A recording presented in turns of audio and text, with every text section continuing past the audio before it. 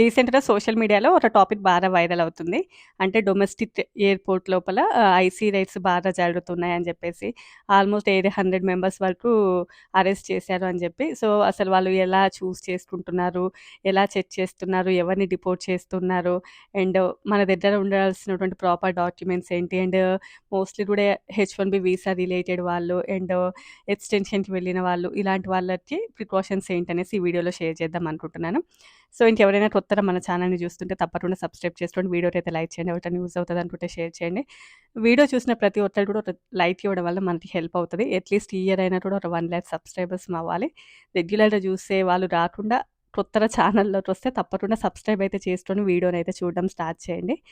సరే ఇంక మనం టాపిక్‌లోకి వచ్చినట్లయితే ట్రంప్ అడ్మినిస్ట్రేషన్ స్టార్ట్ అయినప్పటి నుంచి కూడా ఐసీ రైట్స్ అనేవి మనం చాలా వరకు వింటూనే ఉన్నాం. గత 3 సంవత్సరాల నుంచి అంటే అడ్మినిస్ట్రేషన్ స్టార్ట్ అయిన మొదటి రోజు నుంచి ఆ ఐసీ రైట్స్ అనేవి వింటూనే ఉన్నాం. ఎవరైతే ప్రాపర్ డాక్యుమెంట్స్ లేవో అంటే undocumented people are illegal immigrants అంటే వీసా ఎక్స్‌పైర్ అయిపోయినా కూడా ఇంకా యూఎస్ఏలోనే స్టే చేస్తున్న వాళ్ళు వచ్చేటప్పుడు యూఎస్ఏకి ప్రాపర్ డాక్యుమెంట్స్ తోటొచ్చి అయినా ఇంకా యూఎస్ఏలో స్టే చేస్తున్న వాళ్ళు ఇలా చాలా సార్లు కూడా ఇలాంటివి చాలా సార్లు వింటున్నాము. అండ్ బట్ ఈసారి ఏంటి అంటే ఒకేసారి అంత మొత్తంలో అరెస్ట్ అవ్వడము అలాంటివి చూసాం కాబట్టి మళ్ళీ ఈ వీడియోస్ అనేవి మళ్ళీ బాగా వైరల్ అవ్వడం బాగా సోషల్ మీడియాలో అయితే తిరుగుతున్నాయి. అండ్ కొన్ని న్యూస్ పేపర్స్, న్యూస్ ఛానల్స్ అందులోపల ఎక్కువగా వింటూ ఉన్నాము. సో, ఇంక మనం ఫస్ట్ మన వర్క్ వీసాల గురించి మాట్లాడుకుందాం. ఆ తర్వాత అసలు వాళ్ళు ఎలా చూస్తున్నారు, ఎలా చేస్తున్నారు అనేది తర్వాత మాట్లాడుకుందాం. ఆల్మోస్ట్ ఇప్పుడేంటంటే ఎక్స్‌టెన్షన్స్‌కి వెళ్తున్నాయి. ప్రాసెస్ అనేది అంత త్వరగా అవ్వట్లేదు. చాలా వరకు కూడా టైమ్ డిలేస్ అయితే పడుతూ ఉన్నాయి. ఈవెన్ ఎవరైతే ప్రీమియం ప్రాసెస్‌కి వెళ్తున్నారో వాళ్ళకి కూడా ప్రాసెస్ అనేది చాలా వరకు డిలే అవుతున్నదనేది వింటున్నాం. సో, అలాంటి వాళ్ళు ఎవరైనా కూడా మనకి బయట ట్రావెల్ చేస్తున్నారనుకోండి, వాళ్ళు కొంచెం కేర్‌ఫుల్‌గా ఉండాలి. డొమెస్టిక్ అంటే ఇంకా చాలా వరకు అందరూ ఉంటారు. ఎక్కువ మొత్తంలో ట్రావెల్ చేస్తూ ఉంటారు కాబట్టి. మీకు ఐడియా ఉందో లేదో ఒక 5 మంత్స్ బ్యాక్ సేమ్ ఇలానే ఫేస్‌బుక్‌లో చదివాను నేను. మన ఇండియన్సే వాళ్ళు జస్ట్ వాళ్ళ యొక్క ఒపీనియన్ షేర్ చేశారు. వాళ్ళకి హెచ్-1బీ వీసా ఉంది. అది ఎక్స్‌టెన్షన్‌కెళ్ళింది. వాళ్ళది అంటే I-94 వ్యాలిడ్‌లో ఉన్నంత వరకు మనం ట్రావెల్ చేయొచ్చు. పెద్ద ప్రాబ్లమ్ ఏమీ ఉండదు కదా! బట్ వాళ్ళు పక్కనే జస్ట్ టూర్‌కెళ్ళేసి యూఎస్ పక్కన కంట్రీకి వెళ్ళి వస్తూ ఉన్నప్పుడు వాళ్ళని మొత్తం చెక్ చేసి, లేదు మీది I-94 వ్యాలిడ్‌లో లేదు. మీరు కరెక్ట్ కాదు. యూఎస్ఏలో ఉండడం అని చెప్పి అన్నారు. అసలు మేమేం చేయాలో అర్థం కావట్లేదు అని చెప్పేసి ఒక పోస్ట్ చూసాం. ఇది ఒక 5 మంత్స్ బ్యాక్ అప్పుడు జరిగింది. సో, ఇలాంటివేంటంటే మన యొక్క పిటిషన్‌ని బేస్ చేసుకొని మనకి I-94 ఉంటది. మనం ఫస్ట్ ఆహ్, అంటే ఎప్పుడైతే ఎక్స్‌పైరీ అయిపోతదో అంతకంటే ముందే మనము ఫస్ట్ అప్లై చేసుకుంటాము. ఆ తర్వాత మనకి ఒక స్లిప్ వస్తది. దానిని బేస్ చేసుకొని యూఎస్ఏలో ఉంటాం. సో, చాలామందేంటంటే ఈ టైం లోపల చాలామంది ఆఫీసర్స్‌కి అంతగా దాని మీద అంత అవగాహన ఉండకపోవచ్చు. అంటే ఇప్పుడు ఫర్ ఎగ్జాంపుల్ హెచ్-1 వీసా మీద ఉన్న వాళ్ళకి మోస్ట్‌లీ దాని రిలేటెడే తెలుస్తాయి. వేరే వీసాల గురించి మనకి పెద్దగా తెలీదు. సో, ఇక్కడ ఉన్నటువంటి ఆఫీసర్స్‌కి కూడా అవన్నీ కూడా అంతగా తెలీదు కాబట్టి మేబీ అప్పుడు వాళ్ళ ప్రాబ్లమ్ క్రియేట్ అయ్యి ఉండొచ్చు. మేబీ ఆ తర్వాత సాల్వ్ అయ్యుండొచ్చు. బట్ వాళ్ళ సొల్యూషన్ అవన్నీ కూడా చెప్పలేదు.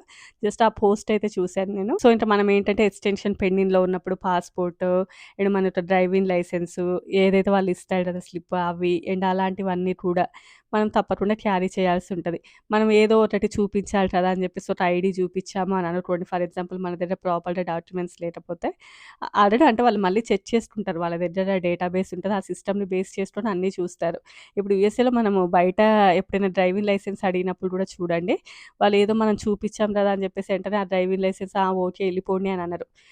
వాళ్ళ దాంట్లో సిస్టమ్ ఉంటది. దాని లోపల నంబర్స్ టైప్ చేసి వీళ్ళది బ్యాక్ ఎండ్ లోపల ఏమన్నా హిస్టరీ కరెక్ట్‌గా ఉందా లేదా అని చెప్పేసి చూసి అంతా కూడా ప్రాపర్‌గా ఉంది అంటేనే ఓకే. లేదు ఎప్పుడైనా ఏదైనా ఇష్యూ ఉందన్నా కూడా ఒక రెడ్ ఫ్లాగ్ లాగా రిజిస్టర్ అవుతూ ఉంటది. సో, అంటే ఏదో ఒకటి చూపిద్దాం అనుకోకుండా మనం ప్రాపర్ డాక్యుమెంట్స్ ఏవైతే ఉంటాయో అవి క్యారీ చేస్తే బెటరు. అంటే క్యారీ చేయకపోతే వెంటనే మనల్ని తీసుకెళ్ళి డిపోర్ట్ చేస్తారంటే ఏం చెయ్యరులెండి గానీ కొంచెం టైము అండ్ మెంటల్ స్ట్రెస్ అవన్నీ కూడా కొంచెం తగ్గుతూ ఉంటాయి. అండ్ నెక్స్ట్ వన్ ఏంటంటే ఆల్రెడీ మనకి 240 డేస్ గ్రేస్ పీరియడ్ ఉంటది కదా!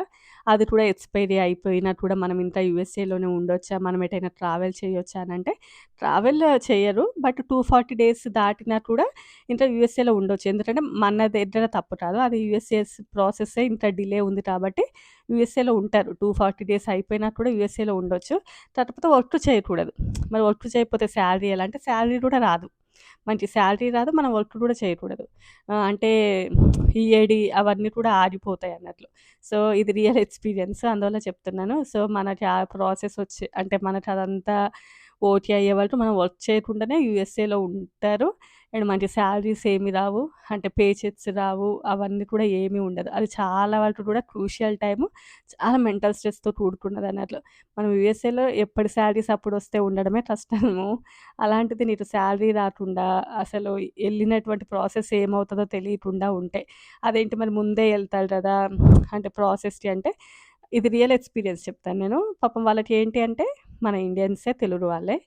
ఆహ్, చాలా డేస్ నుంచి వెయిట్ చేస్తున్నారు. ఆ టైం లోపల ఏమైంది, మనకి ఆర్ఎఫ్ఈస్ ఎక్కువగా పడుతున్నాయి, రిజెక్షన్ ఎక్కువగా అవుతుంది అన్నప్పుడు, సరేలే అట్‌లీస్ట్ ఈ 240 డేస్ అయినా కూడా ఉంటాం గదా! అని ఆ థాట్ తోటి వాళ్ళు నార్మల్ ప్రాసెస్‌కే వెళ్లారు. ఆల్రెడీ టైం అయిపోతుంది. అసలు అవ్వట్లేదు ప్రాసెస్. ఆ లాస్ట్ టైం లోపల ప్రీమియం ప్రాసెస్‌కెళ్లారు. ప్రీమియం ప్రాసెస్‌కి వెళ్ళినప్పుడు ఆర్ఎఫ్ఈ పడింది. ఆర్ఎఫ్ఈ పడేలోపు అప్పటికి టైం అంతా కూడా అయిపోవస్తుంది. అంటే ఆ 240 డేస్ పీరియడ్ అయిపోవస్తుంది. వీళ్ళకి ఆర్ఎఫ్ఈ పడింది. అండ్ మనకి కంపెనీస్ లోపల ఉంటారు కదా! మీడియేటర్ సబ్మిట్ చేసేవాళ్ళు. వాళ్ళు త్వరగా ప్రాసెస్ చేయట్లేరు. ఆ తర్వాత ఆల్మోస్ట్ 28 డేస్ ఏమో వాళ్ళకి అప్డేట్ లేదు. 28 డేస్ తర్వాత మనది యాక్సెప్ట్ అయింది. అన్ని రోజులు వాళ్ళు ఏం వర్క్ చేయకుండా యూఎస్ఏలోనే ఉన్నారు. బట్ సాలరీస్ అనేవి ఏమి కూడా లేవు. అలా కూడా ఉంటది. సో, ఇంకా మనం ఏంటంటే చాలా వరకు కూడా ముందే ప్రాసెస్ చేపించుకుంటూ ఉండాలి. అండ్ ఎటైనా వెళ్ళాలి అని అనుకున్నప్పుడు చాలా వరకు కేర్‌ఫుల్‌గా ఉండాలి. ఇలాంటి సినారియోస్ చాలా ఉంటాయి. అండ్ ఈ 240 డేస్ ఈ గ్రేస్ పీరియడ్ కూడా చాలా మందికి తెలియకపోవచ్చు కాబట్టి. అండ్ నెక్స్ట్ వన్ ఏంటంటే ఇప్పుడు ఫర్ ఎగ్జాంపుల్ చాలా వరకు డొమెస్టిక్ ట్రావెల్ చేస్తున్నప్పుడు మన యొక్క జిరాక్స్ కాపీస్ కానియండి, ఈవెన్ ఫోటోస్ కానియండి అలాంటివి ఏవైనా ఉన్నా కూడా క్యారీ చేస్తే బెటర్. డొమెస్టిక్ ఎయిర్‌పోర్ట్ లోపల స్లైసీ రైడ్స్ ఎలా జరుగుతున్నాయి, అసలు వాళ్ళని ఎలా చూస్ చేస్తున్నారు అంటే ఎవరైతే బుక్ చేసుకుంటారో వాళ్ళని టీఎస్ఏకి పంపించడం. అంటే వాళ్ళ యొక్క డేటాని అక్కడికి పంపించడం. ఆల్మోస్ట్ మనకి టీఎస్ఏ కానియండి, యూఎస్ఏఎస్ కావచ్చు, అండ్ ఈ ఐసీ కానియండి ఇవన్నీ కూడా డీహెచ్ఎస్ కింద ఉంటాయి కాబట్టి వీళ్ళు ఒకళ్ళకొకళ్ళు డేటా షేర్ చేసుకోవడము. ఆ డేటా లోపల వీళ్ళకి ఎవరైతే సస్పీషియస్‌గా అనిపిస్తుందో ఎవరి డేటా అయితే ఎవరైతే ఇల్లీగల్‌గా అనిపించారో, లేదు అంటే వాళ్ళ యొక్క వీసాస్ ఎక్స్‌పైరీ అయిపోయినా కూడా ఎవరైతే ఇంకా యూఎస్ఏలోనే ఉంటూ ఉన్నారో, ఇలా వాళ్ళకి ఎవరైతే సస్పీషియస్‌గా అనిపిస్తాయో వాళ్ళని చూస్ చేసుకోవడం. ఆల్మోస్ట్ ఈ డేటా జాన్వరి 2025 నుంచి అండ్ రీసెంట్ టైమ్ వరకు ఉన్నటువంటి డేటా అంట. ఆల్మోస్ట్ 20,000 ఆఫ్ పీపుల్ ఉన్నారంట. అలా అంటే ఒక 33,000 పీపుల్ వరకేమో సస్పీషియస్‌గా అనిపించారు. అందులోపల ఒక 800 పీపుల్ వరకు అరెస్ట్ చేశారు అనేది వింటున్నాము. అండ్ అంటే వెంటనే వాళ్ళు డిపోర్ట్ అవుతారంటే నెక్స్ట్ లెవెల్ ఉంటాయి కదా! అంటే వాళ్ళని డిటెన్షన్ సెంటర్‌కి తీసుకెళ్లడం. ఎందుకంటే ఈ ఆఫీసర్స్ అందరికీ కూడా మొత్తం అన్నీ తెలీదు కాబట్టి వీళ్ళకి సస్పీషియస్‌గా అనిపించిన వాళ్ళని తీసుకున్న తర్వాత అక్కడికెళ్ళాక నెక్స్ట్ ప్రాసెస్ ఉంటది. అక్కడ వాళ్ళు అన్నీ చెక్ చేయడము. వాళ్ళకి ఓకే అనిపిస్తే ఓకే. లేదు అంటే ఇంకా నెక్స్ట్ డిపోర్ట్ అక్కడి వరకెళ్తది. అందరూ డిపోర్ట్ అవ్వరు. బట్ ఏంటంటే కొంచెం మెంటల్ స్ట్రెస్ ఉంటది ఎంత లేదనుకున్నా కూడా. మనకి చెప్పడం చాలా ఈజీ. అంటే ఎవరైనా మనల్ని వచ్చి అడిగినప్పుడు మీది చూపించండి. మీరు చెప్పాల్సిన అవసరం లేదని చెప్పొచ్చు మనము. ఇలాంటివి కొన్ని నేను చెప్తూ ఉంటాను వీడియోస్ లోపల. ఆ అథారిటీ మనకుంటది గానీ, అది చెప్పడం చాలా కష్టం. నేను ఒకసారి సామ్స్ క్లబ్‌కెళ్ళాను. సామ్స్ క్లబ్‌కెళ్ళినప్పుడు అక్కడికి నార్మల్ ఇట్లాంటి రైడ్స్ అని కాదు. సేమ్ అలాంటి వాళ్ళు ఒక 7, 8 పీపుల్ రావడం జూసాను నేను. నేనైతే వాళ్ళే అని అనుకుంటున్నాను. మేబీ వాళ్ళేనో కాదో తెలీదు. నాకు చాలా టెన్షన్‌గా ఉంది. ఎందుకంటే మా దగ్గర పెద్దగా ఇండియన్స్ ఎక్కువగా ఎవరు ఉండరు. మనమే కొంచెం డిఫరెంట్‌గా చూడగానే అనిపిస్తది గదా! వీళ్ళు అసలు యూఎస్ఏ పీపుల్ కాదు అని జెప్పేసి వచ్చి అడుగుతారా? ఒకవేళ అడిగితే ఏమని జెప్పాలి? సరే మన దగ్గరంటే మన పర్స్‌లో ఎప్పుడో ఒకటి ఉంటది చూపిస్తాను. అది చూపిస్తే నమ్ముతారా లేదా అని జెప్పి చాలా టెన్షన్ పడ్డాను నేను ఆ రోజు. ఒక 2 మంత్స్ బ్యాక్. బట్ అది వాళ్ళ కాదనేది నాకు తెలీదు. బట్ చూస్తే మాత్రం కొంచెం ఏదో ఆఫీసర్స్ లాగానే ఉన్నారు. అండ్ నెక్స్ట్ ఇంకా ఏంటంటే ఈ మధ్య కాలంలో చాలా వరకు ఏఐ టూల్స్ వచ్చాయి. చాలా వరకు స్పీడప్ ఉంది.